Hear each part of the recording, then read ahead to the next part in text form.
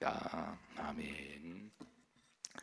자, 거룩한 날입니다. 주님의 날입니다. 하나님이 믿는 자들에게 주시고 예비하신 주일의 은혜와 축복이 풍성하시기를 주의 이름으로 축복합니다. 자, 우리는 지난번 말씀에 이제 골로새서 2장 18절에서 20절까지 말씀을 좀 간단하게 살폈습니다. 바울은 이제 골로새 교회를 향하여 교회의 머리가 되시는 분은 예수 그리스도시다, 그렇게 선언합니다. 아마 골로새 그 지역은 굉장히 좀 철학적인 도시가 같습니다. 그 시대에도 교육의 도시라고 그렇게 알려져 있고요. 지형적으로 이제 정방향적으로 무역의 중심 도시에 있다 보니까 많은 사람들이 왕래하고, 또 이렇게 배운 사람들, 또 이렇게 철학에 관심 있는 사람들, 지식 있는 사람들, 특별히 세상의 어떤 사상을 공유하고, 지금은 인터넷이나 뉴스가 있어서 소식을 접하지만, 그때는 주로 이제 세상의 소식을, 뉴스를 전보하는 것이 이제 외부로 다녔던 사람들이 세상 문물을 경험하고 보고 체험하고 또 얻었던 그 새로운 사상들, 이념들을 가지고 이제 어느 지역을 지나갈 때, 또 어느 도시에 있을 때 거기에 소위 이제 아레바오라고 하는 사람들이 많이 모이는 곳에서 그렇게 소식을 전했고, 또 이렇게 이제 관심 있는 세상에 관심 있는 비전 있는 사람들은 그런 곳에 나와서 새 문물을 보고 또 이렇게 배웠던 사람들이 이야기를 또 귀담아 듣고 사상을 넓혀가던 그런 시대에 살았습니다. 그래서 지형적으로 골로새 지역이 이제 무역의 통로가 되기도 하고, 또 그 지역이 교육의 도시로도 알려져 있고, 그러다 보니까 굉장히 철학적이고 이념적이고 사상적이고 수준이 높은 사람들이 많았습니다. 그래서 이런 배경 속에 이제 바울은 어떻게 해서 이렇게 수준 높은 사람들에게 그보다 더 높은 이렇게 세상에 가장 최상의 이 고등학문, 고등의 진리를 그들에게 전할까, 그러는 가운데 오늘 말씀을 그렇게 전하는데, 이제 좀 다소 그 시대적으로 보면 굉장히 수준이 높은 그런 이제 복음을 전합니다. 우선 바울은 골로새 교인들이 잘 알아듣기 쉽게 비유로 설명합니다. 우리의 몸을 바디 가운데 머리는 예수 그리스도시다. 그리고 나머지 이제 머리에 붙어 있는 모든 유기적인 그런 신체는 머리와 더불어 이제 유기적 살아있는 공생적 관계임을 그렇게 비유를 합니다. 그리고 머리는 우리 신체 가운데 가장 중요한 부분이죠. 머리가 살아야 이제 몸이 살아 움직이니까 머리 없는 몸은 있을 수가 없는 거죠. 예수 그리스도가 없는 교회는 있을 수가 없고, 그건 교회라고 말할 수가 없어요. 예수 그리스도 없는 성도는 성도라고 말할 수가 없습니다. 그래서 진짜 성도는 머리가 예수 그리스도임을 인지하고 그 주의 명령에 따르고 순종하고 기쁨으로 나아갈 수 있는 성도, 그리고 교회의 머리가 예수 그리스도시라면 주님의 생각은 어떠하실까?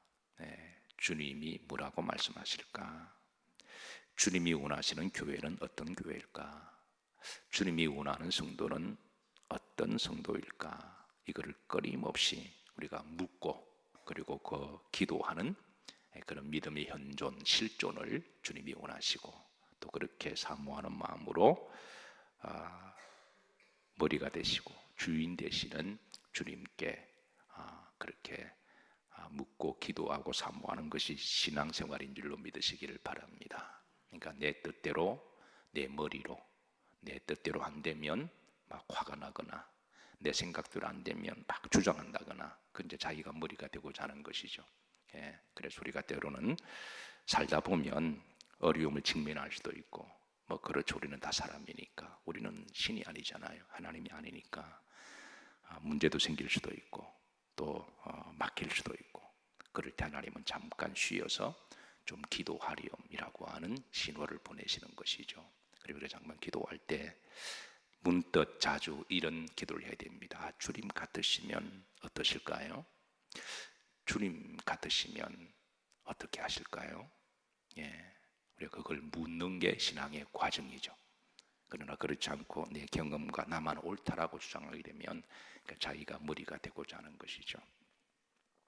그래서 바울은 골로새 2장 19절에 이제 골로새 교인들 중에 머리를 붙들지 않는 이들이 있었다는 거예요. 19절 보십시다. 머리를 붙들지 아니하는지라. 그러니까 어떤 사람들 다 그런 건 아닙니다.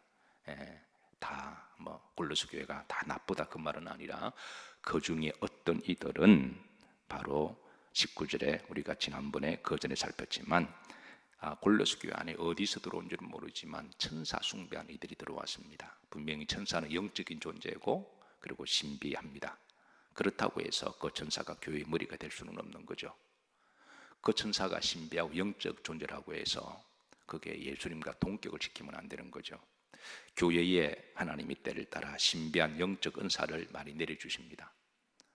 때로는 방언도, 예언도, 통역도, 또 환상도, 여러 계시를 내려주세요. 참 좋은 일이고 바람직하죠. 그러나 그 신비한 일들이 일어난다고 해서 그 신비한 것을 우상이 되면 안 된다는 거예요. 교회에서 병 고치는 사람이 있어도 그 사람을 마치 보면 예수님을 본 것처럼 그렇게 해서도 안 되고, 예언하는 사람들에게 맨날 달려가서 머리 내밀고 기도받고 뭐라고 그러시더냐, 그게 신격 같으면 안 된다는 거예요. 그래서 교회에 은사가 많은 것은 좋지만, 교회에 신비한 계시가 있는 것은 좋은 일이지만, 또 그를 통해서 마귀가 역사할 수가 있으니까 그게 스포일 되거나 함몰되지 말라고 말씀하는 거죠. 그래서 교회의 머리는 여전히 누구시다? 예수 그리스도시다. 천사가 아니다. 그래서 천사 숭배에 대해서 바울은 천사는 존재하고 영적 존재고 하나님의 일꾼이지만 천사를 자체를 부인하는 것 결코 아닙니다. 어떤 사람은 성령의 은사에 대해서 상처가 많은 나머지 비영적적인 사람이 맨날 성령의 불 하다 보니까 거기에 대해 상처가 있는 사람들은 자칫 잘못하면 성령 자체를 부인하는 또 이런 또 역설적인 또 그런 결과도 가져왔습니다. 그건 그 사람이 성령을 남용하는 것이고 잘못한 것이지, 성령 자체를 부정하거나 그 성령 역사를 우리가 비하시켜서는 또 안 된다는 거예요. 그래서 분명히 천사는 존재하고 활동합니다. 그러나 그 천사를 숭배해서는 아니 된다, 그렇게 알려주고 있습니다. 또 그런가 하면 요한 3서 1장 9절을 보면 또 교회에서 어떤 사람은 디오드레베와 같은 사람이 있는데, 이 사람은 교회를 헌신을 많이 했던 사람입니다. 실제로 교회가 세워지고 성장하기 위해서는 보이지 않는 헌신과 수고가 많이 따른 거죠. 그건 참으로 좋은 일입니다. 열심히 하는 것 참 훌륭한 거고, 하나님은 다 기억하시고 하나님 상급을 예비하실 거예요. 그런데 이게 이제 그 다음으로 넘어야 될 과정인데, 그 누구나 다 마찬가지입니다.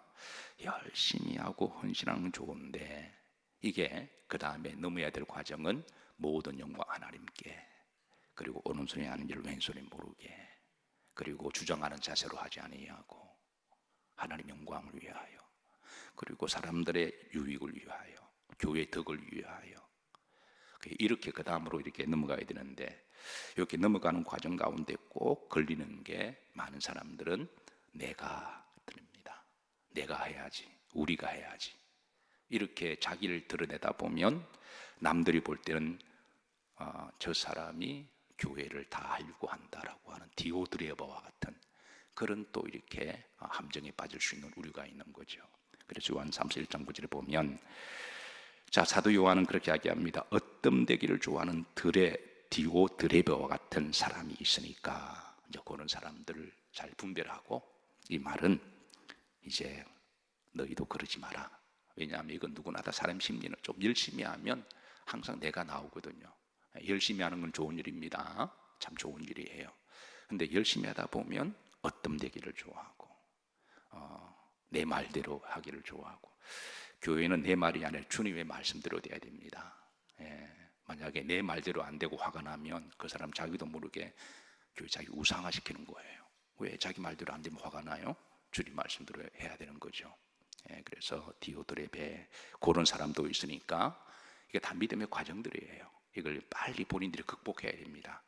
빨리 그 개인적으로 열심히 하는 것은 좋은 일입니다. 헌신하는 건 좋은 일이에요. 그러나 이제 그 다음에 과정으로 나아가야 되는 거죠. 하고 주의 이름으로 올려드리고 주님 홀로 영광 받아주시고, 그래서 실제로 교회에서 이걸 잘 극복한 사람들은, 열심히 한 사람들이 보이스가 높지 않습니다. 이걸 잘 극복하신 분들이에요. 이렇게 열심히 하고 봉사하는데 자기 소리를 내지 아니하고 그냥 겸손하게 그렇게 해서 하는 분들은 이 신앙의 과정을 본인이 잘 다듬어 가신 거예요. 근데 그 과정이 쉽지는 않아요. 속 주변에 그런 분들 보이면 원래 그런 분이다 그렇게 생각하는 게 아니라 참 신앙이 훌륭하신 분이다. 그걸 속으로 존경하시고 그렇게 잘 본이 되고 따라가시면 좋아요. 자, 그리고 나서 이제 다시 한번 이제 19절에 이제 온 몸이 중반절에 머리로 말미암아 마디와 힘줄로 공급함을 받고 연합하여 하나님이 뭐하게 하신다? 이렇게 자라는 거예요. 우리는 이렇게 성장하고 성숙하는 겁니다.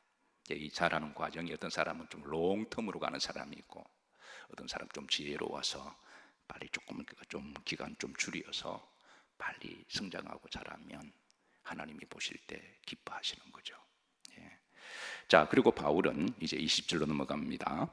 세상의 학문을 초등학문으로 비유합니다. 세상에 항상 초등학문이 있고 그 위에 고등학문이 있죠. 그래서 너희가 세상에 어디에서 초등학문에서 그랬습니다. 초등학문에서 누구와 함께 죽었다? 그리스도와 함께 죽었다. 초등학문, 초등학문 중에 흐름들을 보십시다. 세상이 사는 것 같이 어디에 순종하느냐? 규례에 순종하느냐 그랬습니다. 규례는 바로 세상에 살아가는 법도, 예절, 관습, 도덕률 그리고 뭐 어떤 사상, 이념 이런 것들을 다 아울러서 세상에 있는 모든 그런 규례들을 초등학문이라고 그렇게 비유합니다. 사실 이때부터 이제 좀 수준 높은 말로 들어가요. 골로새 교인들이 그 사람들이 얼마나 철학적이고 사변적이고 이념적이고 그리고 굉장히 수준이 높은 그 학문적 사람인 걸 우리가 잘 알 수가 있습니다. 그래서 이런 모든 세상의 규례들 그것은 세상의 이 초등학문인데 자 이런 것들에 대해서 규례에 순종하느냐 그럽니다. 규례와 순종을 이야기합니다. 즉 세상의 어떤 이 관습 사람들이 만들어냈던 어떤 사상 이념 이런 것들은 때로는 좋은 것도 많습니다. 그 머리 좋은 사람들이 또 좋은 의도로 만들어낸 관습 그런 규례들이 많이 있는데 그러나 그것은 순종의 대상이 아니라는 거예요. 우리의 순종의 대상은 오직 말씀이고 예수 그리스도라는 거예요. 규례, 사상, 학문, 이념 좋은 게 많습니다. 다 나쁘다는 게 아니에요. 머리 좋은 사람들이 경험을 통해서 이런 사상 저런 사상 철학과 이념을 낸 것 참 좋은 겁니다. 공자도 좋은 말 많이 했죠. 좋습니다. 그러나 그거는 우리가 순종의 대상이 아니라는 거예요. 우리의 순종의 대상은 말씀이고 예수 그리스도라는 거예요. 자, 그 다음 21절로 넘어가십니다. 여기 보면 세 가지 인재 형용사를 통하여 우리에게 이제 바울은 전하고 있는데요. 자, 합독합니다. 세 가지가 뭔지 곧 붙잡지도 말고 맛보지도 말고 만지지도 말라 그럽니다. 세 가지 인지 동사를 이야기합니다. 붙잡지도 말라. 이거는 세상의 학문, 규례, 사상 좋지만 이걸 인생의 목적지로 삼고 나 이제부터는 플라톤 사상으로 살아갈 거야. 나 이제부터는 진화론 이념을 내 이념으로 믿고 살아갈 거야. 나는 이제부터는 공산주의 사상. 말은 얼마나 좋아요. 함께 노동하고 함께 해서 나누어 가지고 말은 참 좋잖아요, 그죠? 그런데 인류가 그렇게 하면 어떤 사람은 놀고 어떤 사람은 일 안 합니다. 왜냐하면 일 안 하고 놀아도 뭐 다 나눠주는데 인간의 자유와 창의력은 떨어지고 책임감은 떨어지는 거죠. 왜 뭐 놀고 놀아도 뭐 이건희 씨나 나나 뭐 너나 나나 똑같고 다 똑같이 받으면 되는 거잖아요. 공부 안 합니다. 왜 공부해요? 왜 노력해요? 왜 열심히 해요? 할 필요 없는 거예요. 그냥 뭐 가만히 놀아도 그냥 뭐 어느 놈 열심히 하겠지 뭐. 그 말은 기가 막힌 좋은 사상이에요. 공산 함께 생산하고 함께 나누고 가지자. 근데 인류가 경험한 바에 하면은 그건 안 된다는 거예요. 어쨌든 한 시대에 많은 사람들이 그 사상과 이념과 철학에 나왔을 때 그걸 인생의 목적을 잡고 꽉 붙들고 인생을 목숨을 건 사람 우리가 끝까지 꽉 붙들 분은 예수 그리스도십니다. 하나님의 말씀입니다. 말씀은 변하지 않습니다. 만약에 말씀이 변했다면 그건 진리가 아니죠. 진리는 변하는 게 아니니까. 그 다음에 봅시다. 맛보지도 거 체험하지도 말라는 거예요. 체험하지도 마라. 체험하지도 마라.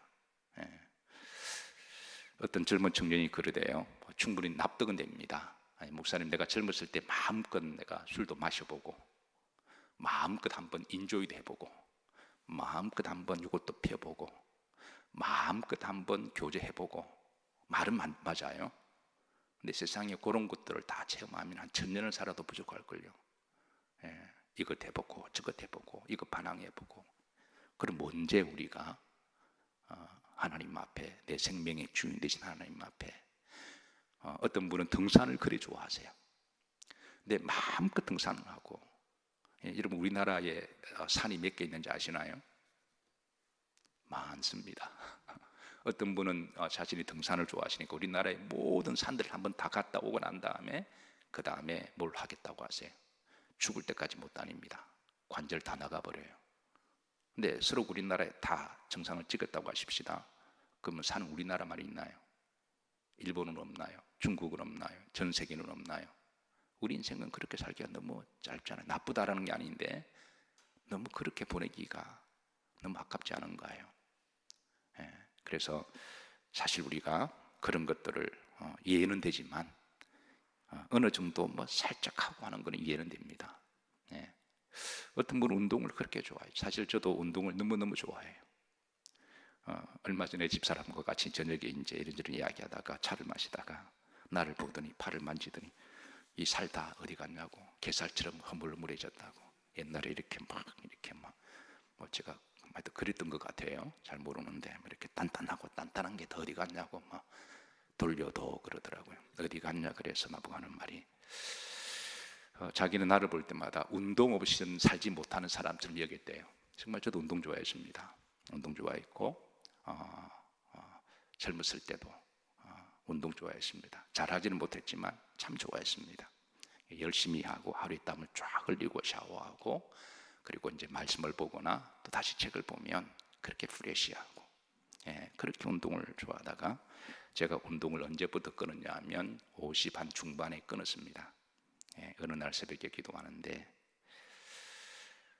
내 동기 목사님들이 운동하다가 다리가 부러졌어요. 목발 짚고 강단에 올라간 6개월 동안 올라간다는 말을 듣고 어디 부러져야 운동을 그만두구나. 부러지기 그 전에 그만두자. 그래서 목회에 전념하기 위해서 내가 그렇게 좋아하는 운동을 끊었습니다. 집사람이 보더니 내가 운동을 안 하고 어떻게 살아갈까 그런 생각을 했대요. 그래서 지금도 하고 싶은 마음 꿀떡인데 그러나 이제 그 힘과 에너지를 목회에 전념해서 그렇게 하기로 하나님 앞에 새벽에 기도해서 그때부터 내가 운동을 부정하는 게 아닙니다. 운동을 하고 싶은데 이제 개인적으로 정리를 한 거죠. 그러다 보니까 게살처럼 살은 다 빠져나가고 허물허물했지만 어쨌든 우리가 모든 거를 다 할 수는 없는 거잖아요. 때가 되면 내가 포기해야 될 건 포기하고 그래서 그 에너지를 집중해서 이제 하나님 기뻐하시는 쪽으로 우리가 그렇게 붙잡아야 합니다. 만지지도 말라. 이건 체험하지도 마라. 뭐 적당한 건 이해를 하지만 너무 거기에 그냥 그러지 마라. 그 다음에 이제 맛보지도 말라, 체험하지 말라, 만지지도 말라는 것은 너무 거기에 사로잡히지 말라라고 하는 것이죠. 너무 지나치게 그러지 마라. 인류를 보면 17세기에는 잘 아시다시피 세계 사조가 이성주의가 불었습니다. 이성은 좋은 것이지만 칸트가 순수 이성 비판을 통해서 이성은 좋은 건데 너무 이성주의에 강하게 불다만 이성을 하나님 자리에 놓아버렸습니다. 이성은 하나님이다. 이런 엄청난 그런 결과를 가지고 왔습니다. 많은 사람들이 그때 하나님을 떠났어요. 왜? 자기를 이성을 하나님으로 여겼으니까. 내 생각이 옳고 내가 배운 지식이 옳다. 그때 인간은 교만하기 시작. 이성이 하나님 자리에 올라가면서부터 말이 순수 이성 비판이죠. 그 책에 보면 그 순수 이성은 하나님이라는 거잖아요. 하나님 믿지 말고 너 자신의 판단을 믿으라는 겁니다. 인류는 한때 거기에 열광했습니다. 수많은 사고를 낸 거예요. 여러분 잘 알다시피 또 18세기에 어떤 바람이 불었나요? 진화론 바람이 불었잖아요. 진화론 바람 불어서 많은 젊은 사람들이 또 교회를 떠나요. 인류가 왜 이렇게 세속화되었느냐? 이런 역사의 과도기를 통해서 그 고비를 넘기지 못한 사람들이 다 떠나간 거죠. 여러분 또 19세기는 칼막스의 공산주의가 또 지구 반이 다 공산주의가 되었잖아요. 칼막스의 공산주의가 지구 반을 아시아 중에 다 우리나라 빼고 다 공산주의 됐잖아요. 20세기 와서는 전쟁의 시기 1차 세계대전 1914년과 1941년 2차 세계대전 광기의 시대였습니다.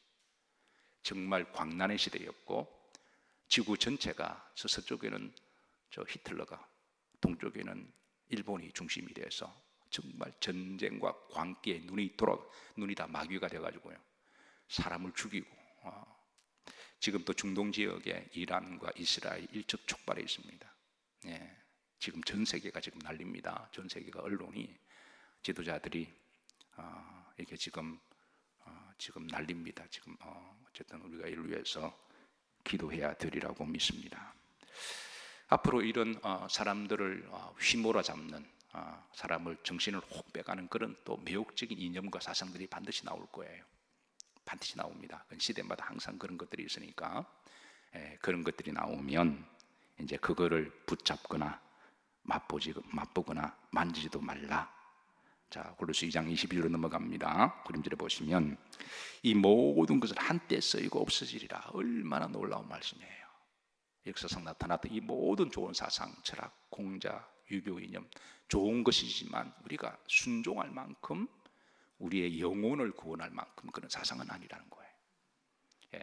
또 한때가 20세기 초반에 염세주의가 빠져가지고요, 1960년대에 미국이 염세주의 때문에 많은 사람도 기독교를 떠나요. 또 그때 또 신죽음의 신학이 또 들어와요. 그게 또 신학이래요. 하나님이 죽었다는 게 무슨 또 말도 안 되는 궤변이 나와요. 근데 그 말이 또 넘어가요. 이런 사상들이 여러분 시대에 뱀처럼 많이 떠나요. 그래서 자, 이 모든 것을 한때 쓰이고 없어진다. 사람의 명령과 가르침을 따르, 이게 모든 사람들이 만드는 이념과 사상이지 왜 거기에 명령을, 거기에 목숨을 거냐는 거예요. 이게 그러니까 골로새 교회 그 지역 사람들 굉장히 철학적이고 사변적이고 수준 높은 사람들입니다. 그 당시에 이렇게 말해서 알아들을 수 있는 사람 별로 없을 거예요. 굉장히 수준 높은 사람들입니다. 그래서 바울은 수준 높은 골로새 교인들을 향하여, 그 사람들을 향하여, 너희들이 아무리 수준이 높고 그래도 그거는 세상의 초등학문이다, 그거가 비견할 수 없는 고등학문, 영혼의 세계에 대해서 바울은 이렇게 복음을 잘 풀어주고 있습니다. 바울은 참으로 신학적으로 대단한 사람들이고 대단한 사람이고, 만약 바울이 없었다면 이런 이방의 수준 높은 사람들이 어떻게 복음을 이렇게 전할 수가 있을까? 정말 대단한 분입니다. 하나님이 참 귀한 종을 그 시대에 하나님이 세우시고 쓰셨습니다. 자, 다시 22절 보십시다. 참 귀한 말씀이죠. 합독합니다. 이 모든 것은 한때 쓰이고는 없어지리라. 사람의 명령과 가르침을 따르느냐. 여러분 오늘 새벽에 이 말씀 붙들고 기도하세요.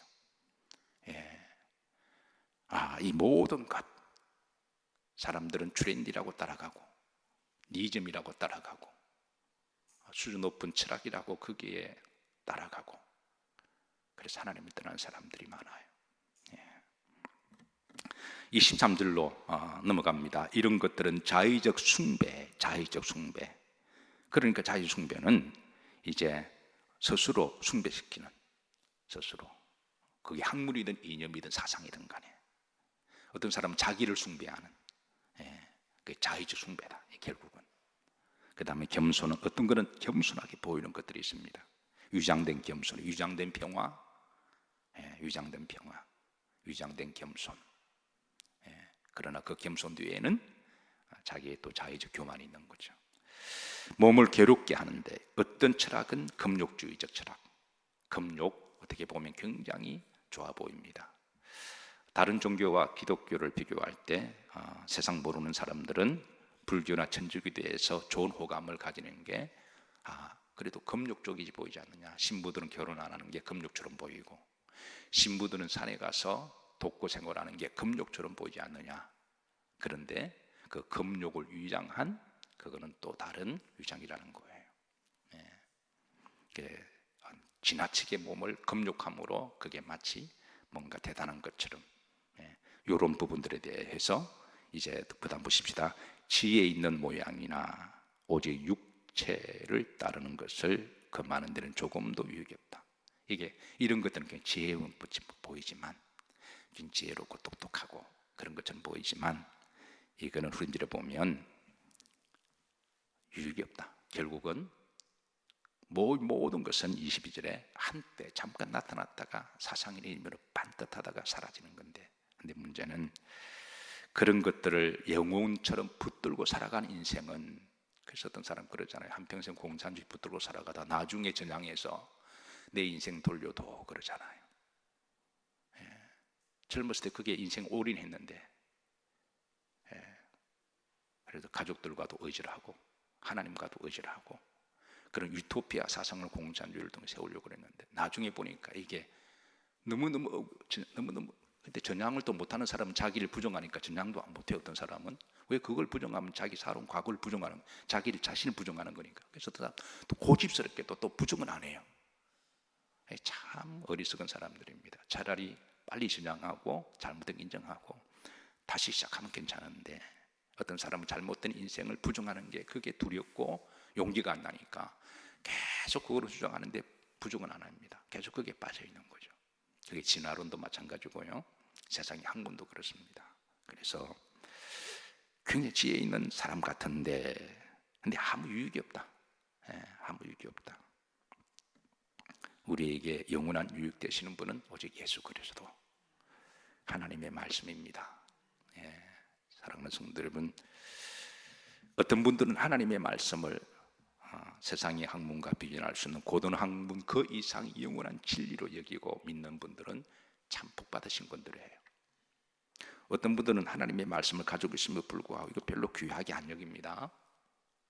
세상 학문보다 귀하게 안 여기고, 성경이 있는데도 철학서적으로 뒤적거리고, 성경이 있는데도 어떤 윤리나 아니면 좋은 신간서적 뒤적거리고, 보지 말라는 건 아닌데 거기에서 자꾸 답을 찾으려고 그래요. 아니, 성경에 답이 다 있잖아. 우리나라 최고의 석학이라고 하는 대표 사람 이어령 그 교수 박사가 늦가기로 예수를 믿고 난 다음에 그거 한 말이 있잖아요.